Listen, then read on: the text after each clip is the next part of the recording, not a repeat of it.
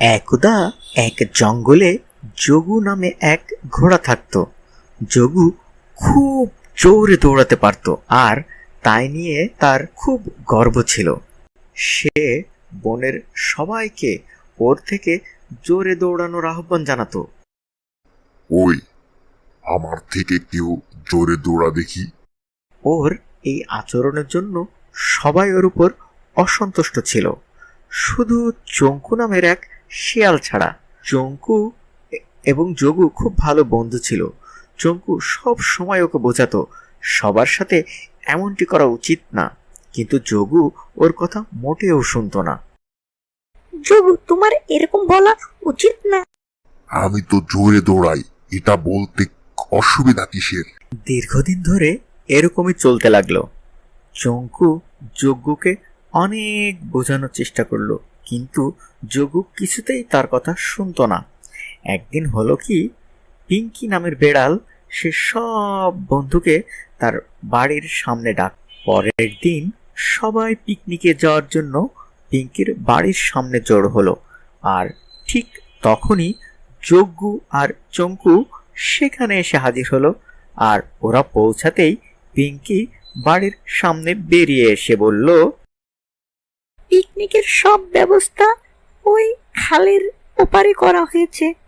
যদি আমরা এখনই রওনা দিই, তাহলে বিকাল হতে হতে আমরা সহজেই পৌঁছে যাব। অন্য সব সময়ের মতো যজ্ঞ বলে উঠল, বিকেলের জন্য কে অপেক্ষা করে? তোমরা সবাই ধীরে ধীরে হেলে দুলে চলো, আমি দৌড়ে পৌঁছে যাচ্ছি।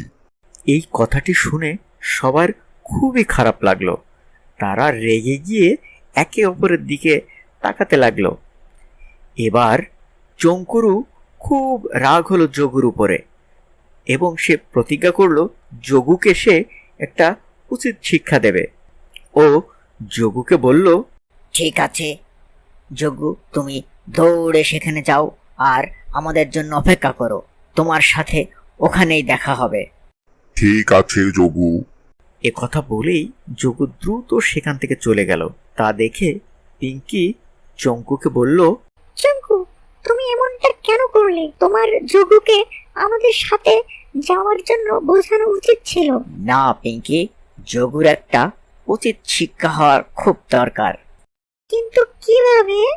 এই ব্যাপারে চঙ্কু খানিকক্ষণ ভাবল এবং ভেবে ভেবে বলল, তোমরা আমার সাথে চলো।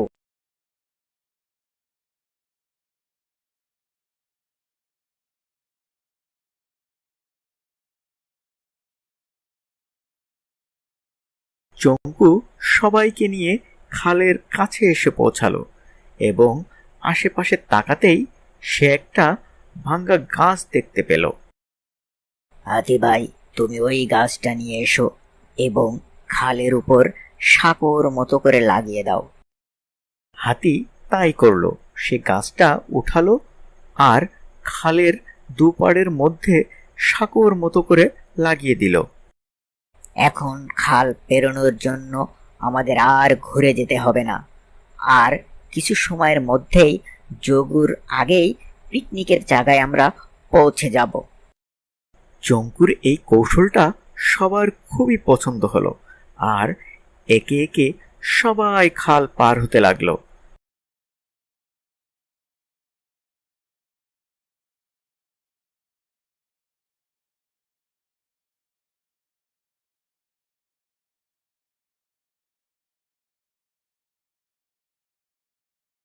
আর ওদিকে দৌড়াতে দৌড়াতে যোগু হাঁপিয়ে গেল। যখন সেখানে এসে পৌঁছালো, তখন সে যা দেখলো তার জন্য সে মোটেও প্রস্তুত ছিল না। সে তার নিজের চোখকেই বিশ্বাস করতে পারছে না। সে হয়রান হয়ে জিজ্ঞেস করতে লাগলো, আমি এত জোরে দৌড়ে আসলাম, আর তোমরা আমার আগে কি করে পৌঁছে গেলে? এই কথা শুনে সবাই হাসতে লাগলো, আর হাসি থামলে চঙ্কু যজ্ঞকে বলল, তুমি দৌড়ে এখানে পৌঁছালে আর আমরা বুদ্ধিতে। যোগু, এসব তোমাকে বোঝানোর জন্যই করেছি। দেখো, প্রত্যেকের কোনো না কোনো বিষয়ে পটু হয়, কিন্তু তাই বলে নিজের পটুতা সব সময় দেখিয়ে বেড়ানো উচিত না এবং অহংকার করা ঠিক না।